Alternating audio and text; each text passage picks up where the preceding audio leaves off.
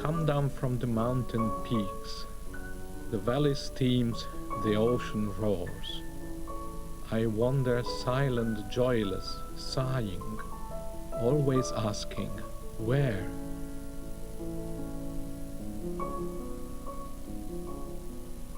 The sunshine feels to me so cold. The flowers all faded, life seems old. And when they speak, it's empty sound. I am a stranger everywhere.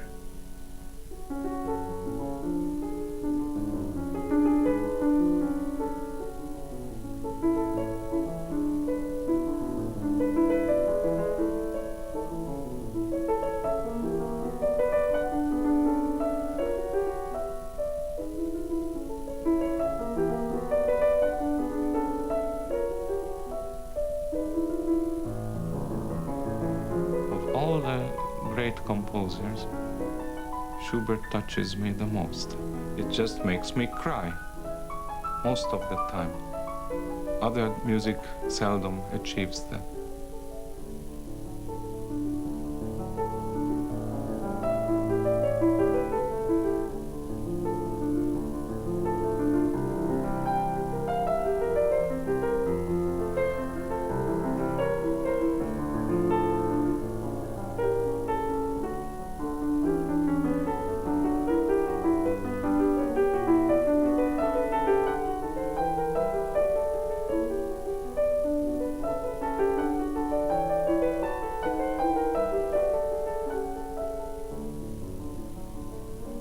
Asked him, Herr Schubert, why is your music so sad? And then he said, why? Is there such a thing as happy music?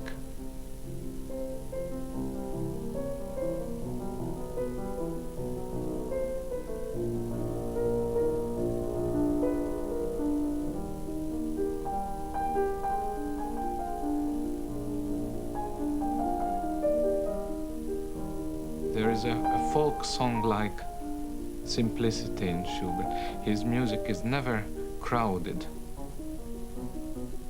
He does not want to impress you or overwhelm you. He tells you a very simple story and invites you by very simple means to come and join him and share his thoughts.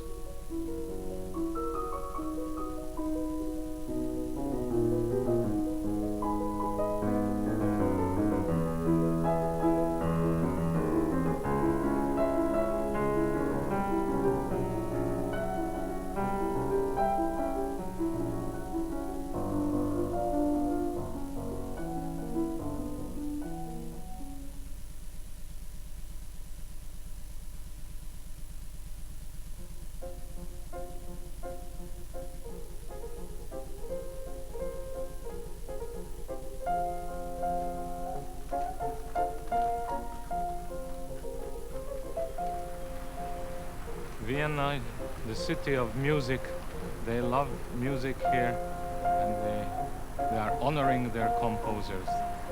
They erect monuments to them when they are dead.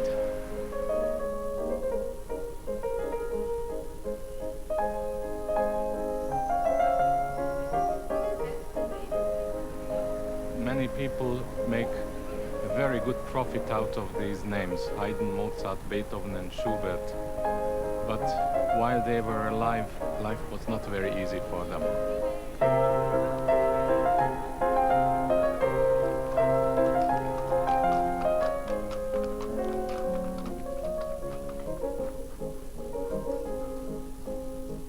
Years ago, Franz Schubert was born here in a very tiny, small room upstairs at the upper store. Vor 200 Jahren wurde Franz Schubert hier in einem sehr kleinen Raum im ersten Stockwerk geboren. 16 families used to live in here, and Schubert was the 12th of 14 children who was born here in this place. His childhood homes were the only ones Schubert ever had. Now his birthplace is a museum to his memory. Once he left home, he led an unsettled life, constantly lodging with friends and relations until his early death at the age of 31.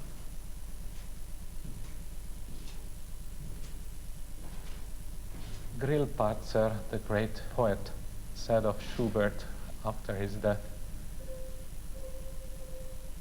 "What great unfinished hopes left us and went to the grave." I think this is not quite true. Schubert lived a very short life, but it was a very concentrated life. In 31 years, he lived more than other people would live in 100 years. And it's needless to speculate what could he have written had he lived another 50 years. It's irrelevant. Just like with Mozart. I mean, these are the two natural geniuses of music.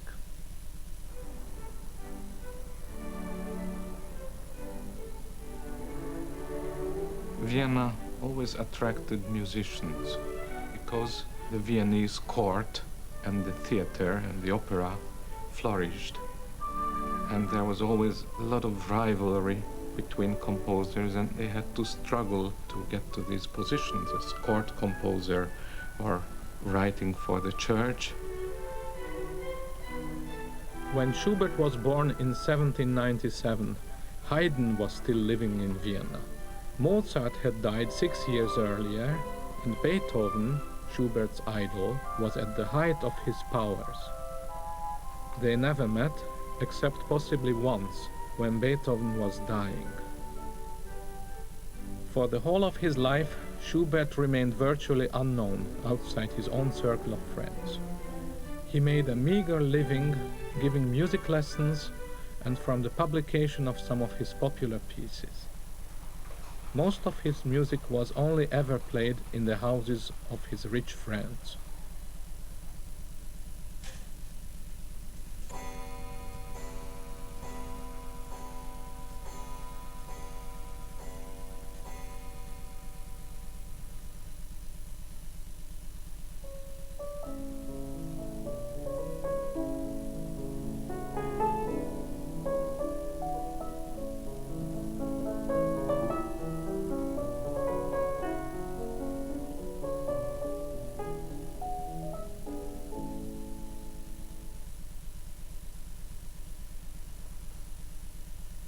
That's the beginning of the so-called Little A major sonata.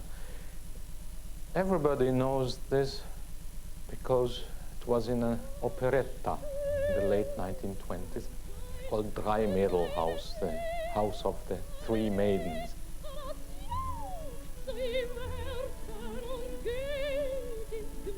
It is a very kitschy, very sentimental story about Schubert's life and Schubert being a music teacher in a family with three maidens and sort of falling in love and out of love, using Schubert's songs and tunes. And it's very ironical that at a time when nobody played Schubert piano sonatas, people still knew some of the themes, such as this one.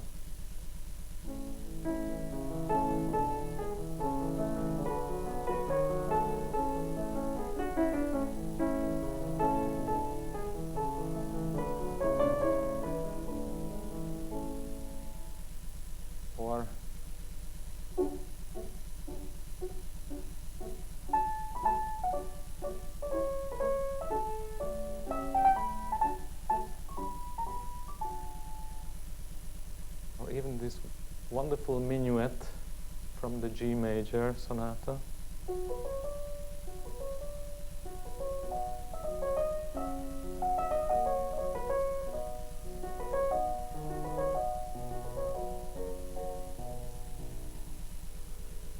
These are all in this terrible operetta, but taken out of context. And this happens when you only think of Schubert as a composer of very pleasant tunes.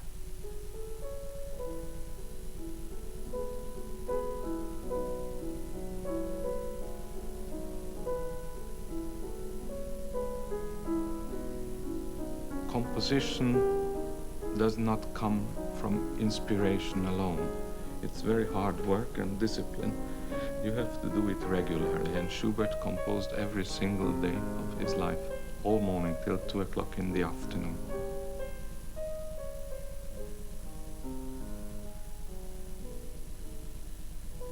he spent the rest of the day taking walks in the Vienna woods or in the surroundings and spending regularly a lot of time with his friends, sitting in taverns, having a very good time with artists who would have a mutual interest and understanding. Indeed, they were the first ones and the only ones in his lifetime who appreciated him and who organized the first so-called Schubertiades, where they would sing his new songs and where he would play his newest works. In einem Bächlein helle, da schoss in froher Eil die launische Forelle vorüber wie ein Pfeil. Ich stand an dem Gestade und sah ein süßer Ruh des muntern Fischleins Bade im klaren Bächlein zu. Des muntern Fischleins Bade im klaren Bächlein zu.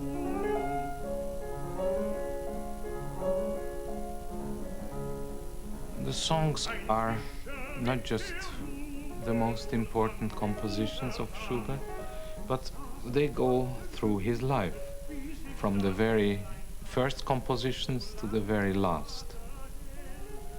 He always wrote songs, more than 600. Most of them are absolutely wonderful and fantastic.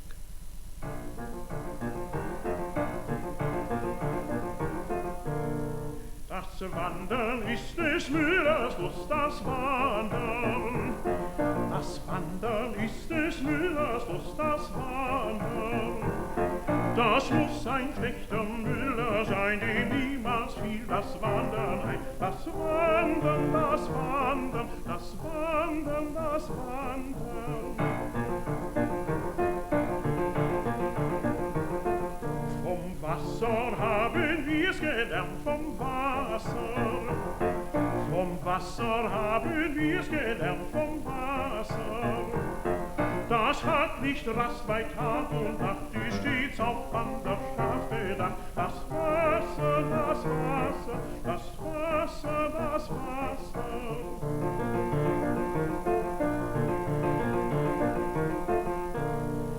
O wandern, wandern, meine Lust, o wandern. O wandern, wandern, meine Lust, o wandern. Herr Meister und Frau Meisterin, lass mich in Frieden weiterziehen und wandern und wandern und wandern und wandern.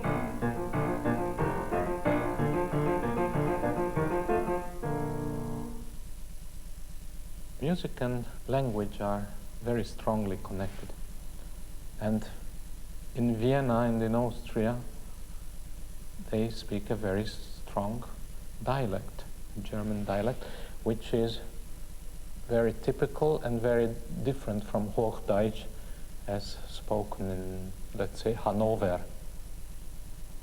And I deliberately play Schubert on a Bösendorfer piano as opposed to a Steinway, which most of my colleagues today play. But the difference between a Steinway and a Bösendorfer to me is the difference between Hochdeutsch and the Viennese dialect. And I find that this piano has a very, very personal tone that suits Schubert's music perfectly, and it has a singing tone. The notes sing much longer, the duration, you know, when I play.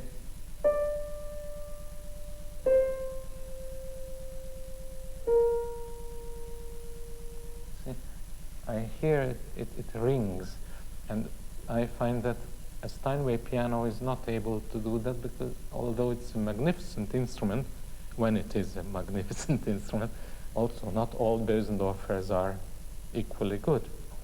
But even a splendid Steinway is, to me, a very objective instrument, and I need a very subjective one for this music.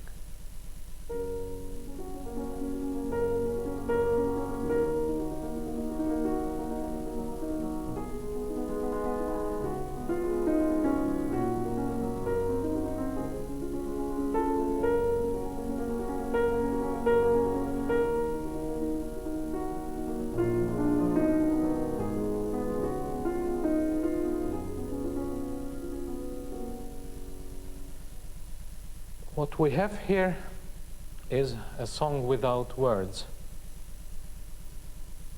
It's not called Song Without Words. That was invented by Mendelssohn later.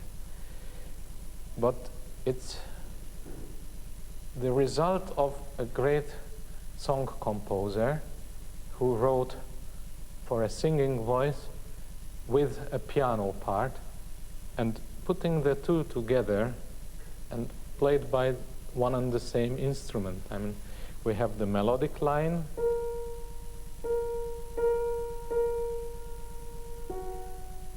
yeah, and we have again something connected with water.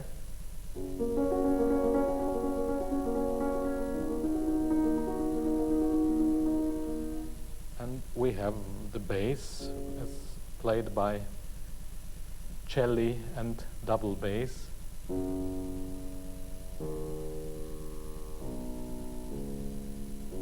And together they form a really wonderful unity.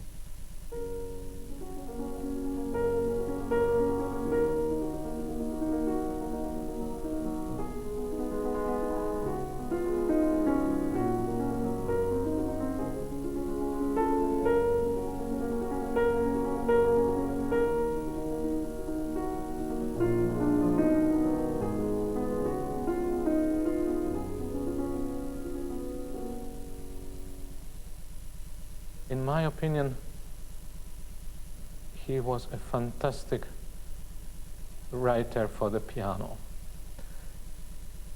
I say this because that's not what a lot of people think about him. A lot of people, and pianists first and foremost, think that Schubert's piano writing is unpianistic, it's awkward, it's not very gratifying to play. And this is one of the reasons why Schubert's piano music has been so neglected over the centuries.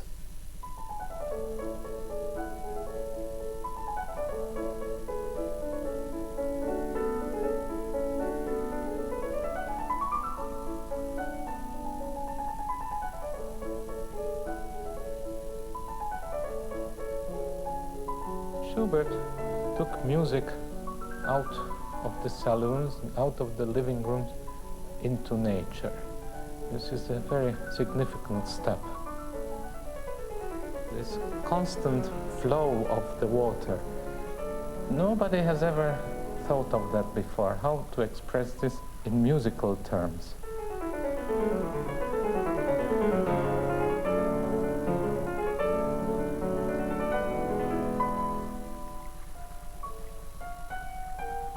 He wrote pages to his brother and to his friends how much he enjoyed nature and the joy of being able to live and to witness all this.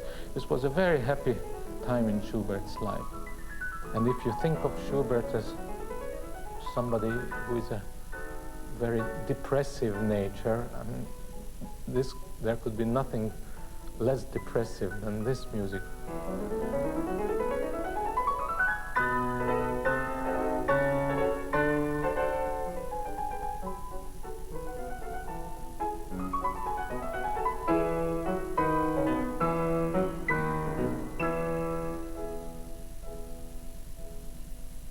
Schubert was capable of the greatest tenderness that you can think of.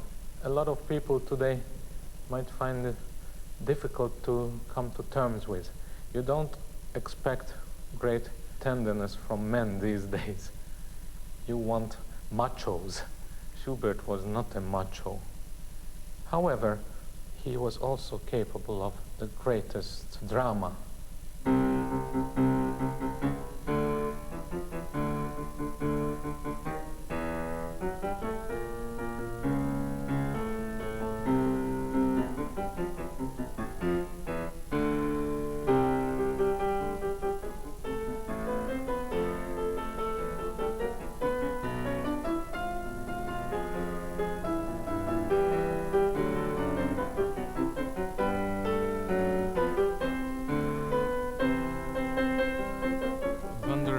Fantasy is the most uncharacteristic piano piece by Schubert. It's a very extroverted piece, I would say. Something deliberately written for a virtuoso performance.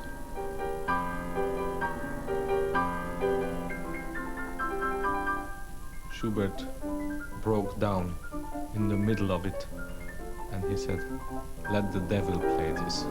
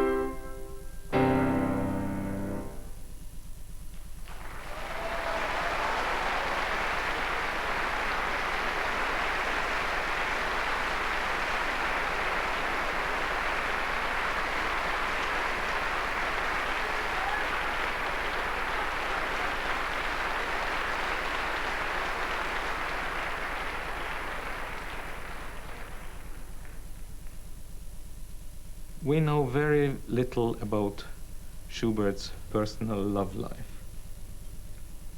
It is rather fashionable these days to talk about Schubert's assumed homosexuality. I don't think this is relevant. It does not make Schubert a greater or a lesser composer. However, there is also enough evidence to the contrary. In 1816, in one of his notices, he says, "Happy is the man who finds a true friend in his life. Even happier is he who in his wife a true lady friend finds." Also, a few years later, he writes from one of his trips, "In this house there are 8 young girls. They are all very pretty. You can see that I have got enough to do here." These are not exactly the lines of a homosexual.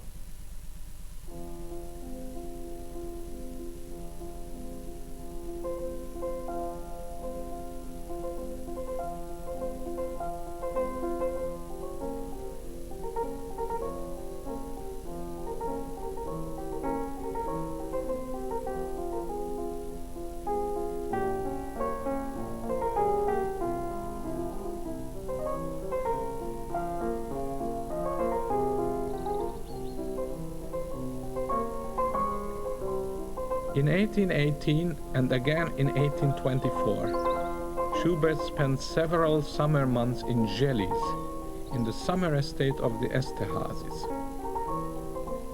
Here his duty was to give music lessons to the children, among them the Countess Caroline von Esterházy.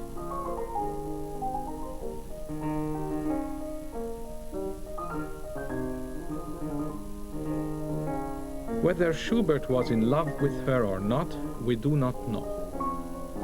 But how else can we explain the fantastic productivity of Schubert in the field of piano duets? He begins to write one after the other, and they are nearly all masterpieces.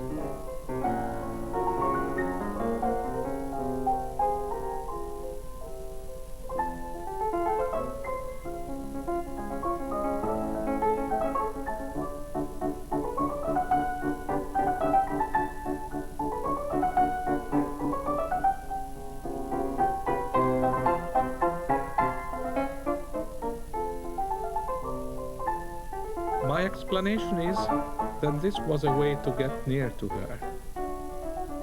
With piano duets, you have to sit next to each other, and in certain pieces of Schubert's, you have to cross hands. So it is a physical proximity that you couldn't otherwise achieve.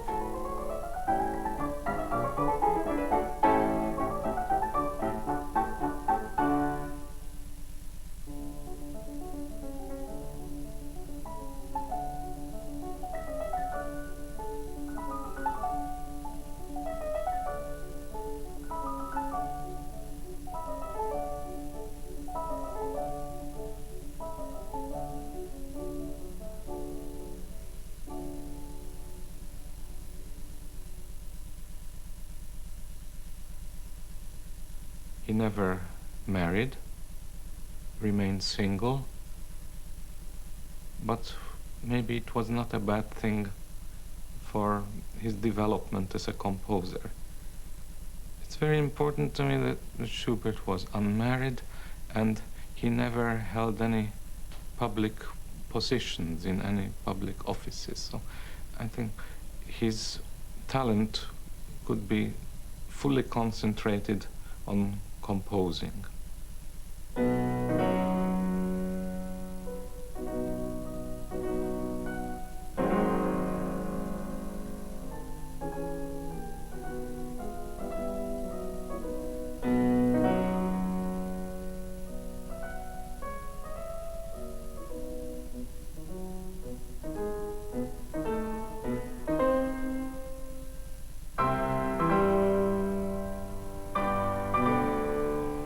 Looking at the manuscript by Schubert is a very moving experience.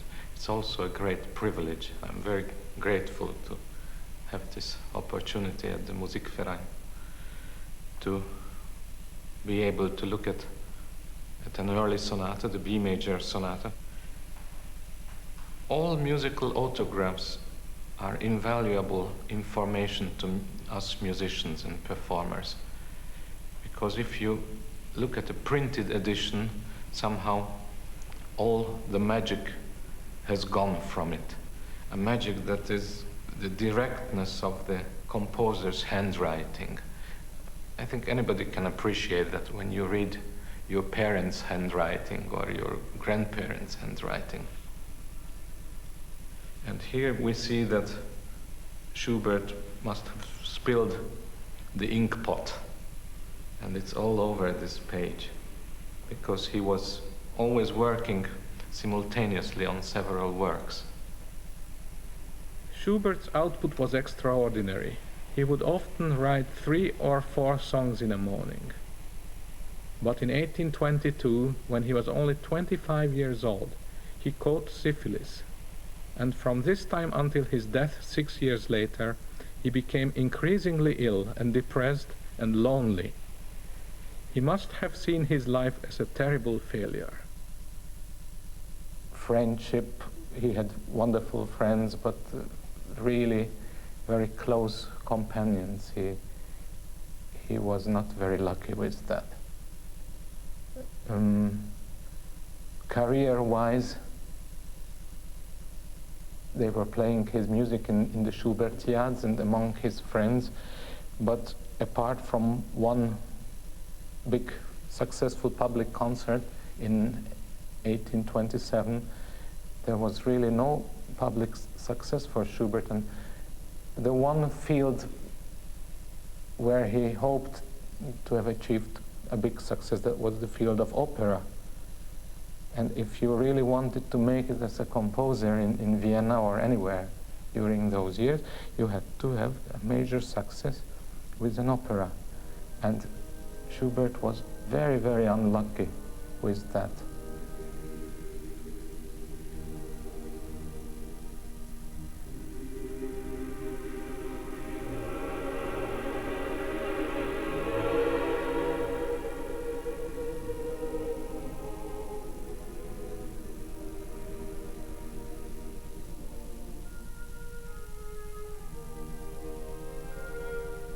Schubert was a deeply religious person, not in a practical sense, not somebody who regularly went to church, but his whole background and his whole upbringing indicates religiousness. It's not the music of an atheist. You cannot write music like that if you are an atheist.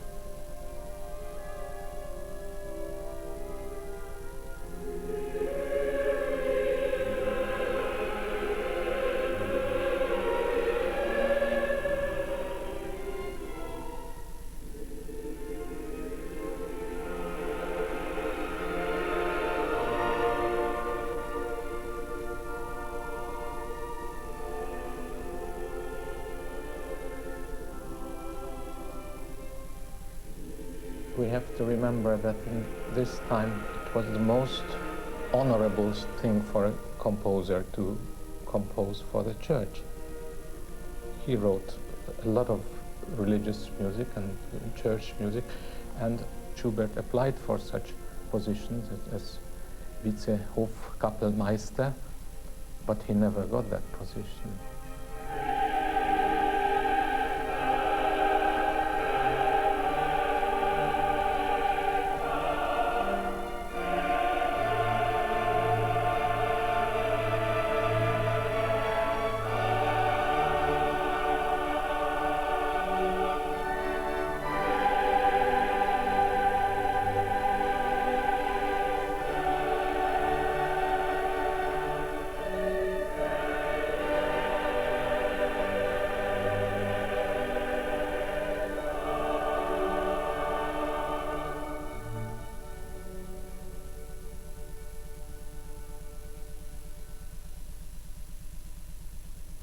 Schubert was all his life occupied and preoccupied by death.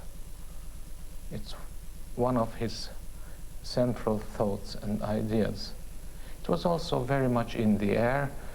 All the writers and poets and artists of the time write a lot about death. And there is something, what they call in German, Todessehnsucht, so a longing to die.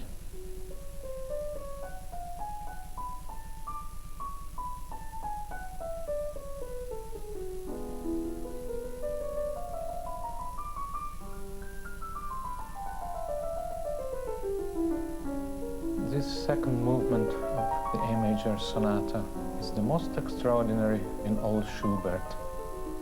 I don't know anything in the history of music prior to Schubert that resembles this section, or indeed afterwards.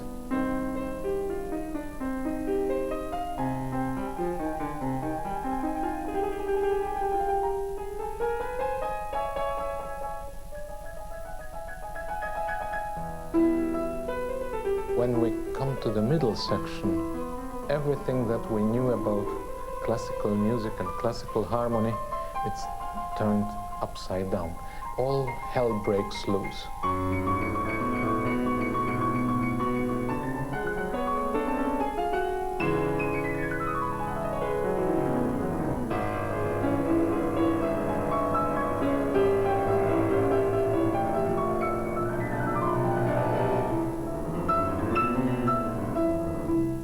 It's really astonishing. I don't know where it comes from. He must have had terrible things on his conscience that he had to write this. It is a very terrible picture indeed.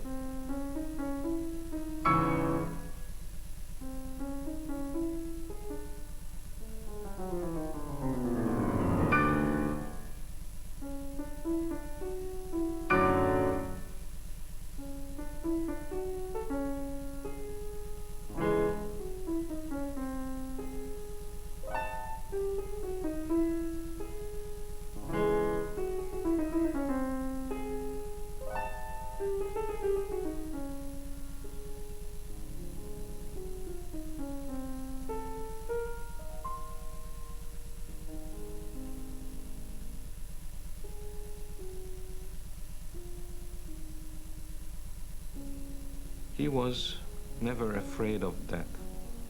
He was expecting death and almost welcoming death.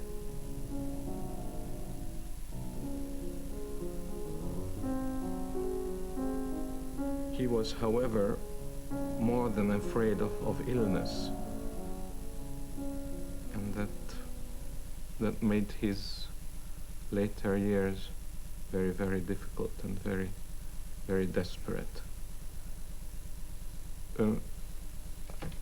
When he knew he was desperately ill and incurably ill, however, it more than doubled his artistic activity and output, which is extraordinary. It hasn't paralyzed him or restricted him. I feel an increase in the intensity of the Schubert compositions towards the last 2 years. The Doppelgänger is undoubtedly one of Schubert's supreme achievements in song. Its brevity and economy are astonishing. It is a ghost double, the Doppelgänger, who is standing in the still night in front of the house beloved, and he sees another man standing there, and in great agony and horror he recognizes his own self, his double, standing in front of this house. To me, there is more drama in these 2 minutes than in the complete output of Richard Wagner.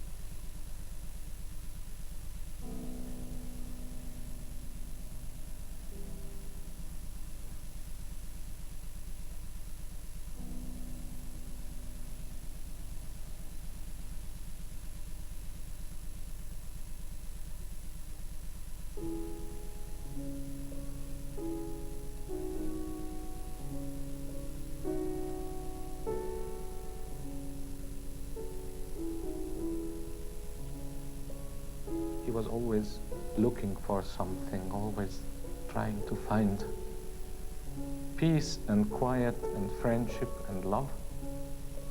And he never really found it. He only found it in music.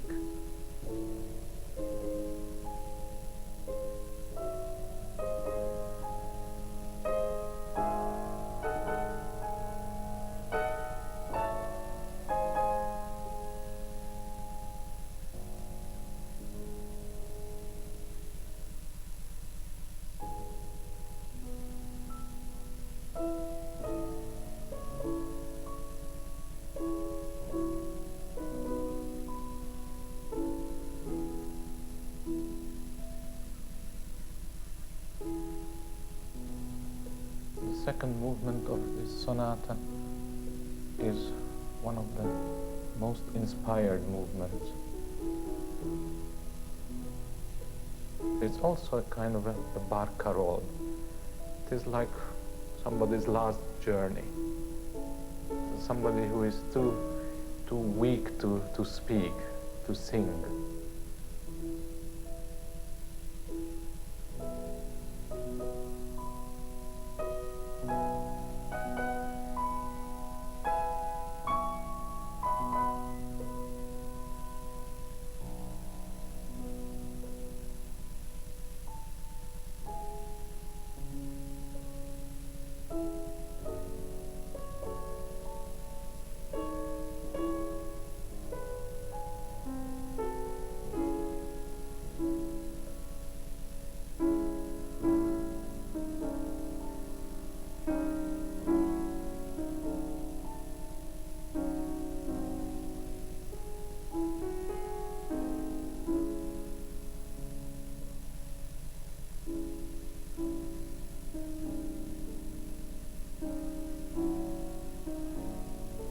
I would call the first part something associated with death, and the middle part to me is a kind of a resurrection.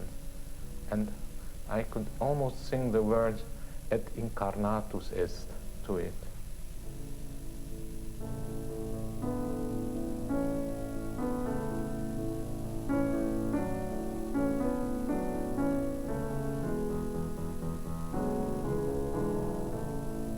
Here Schubert really, like if somebody emerging from the grave, and he takes wings and starts to sing again.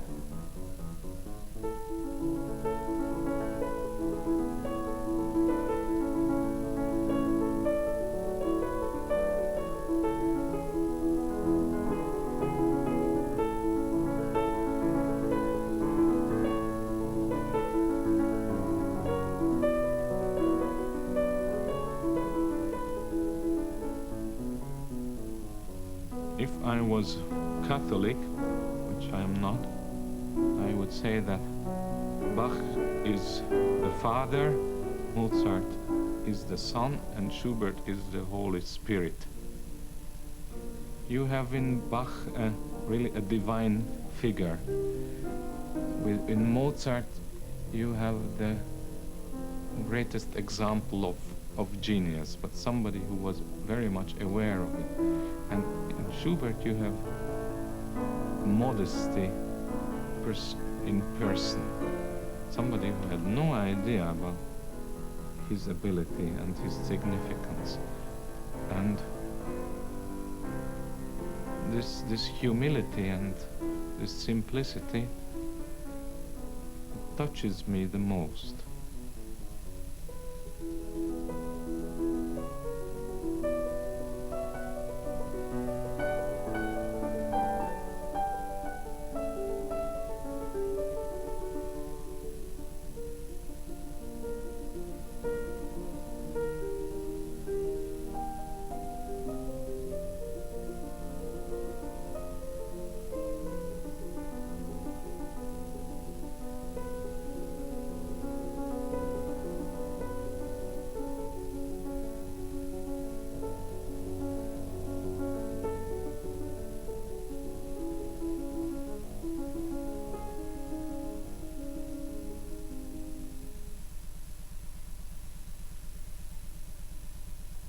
when Schubert felt that death was approaching, he made sure that he wrote down everything.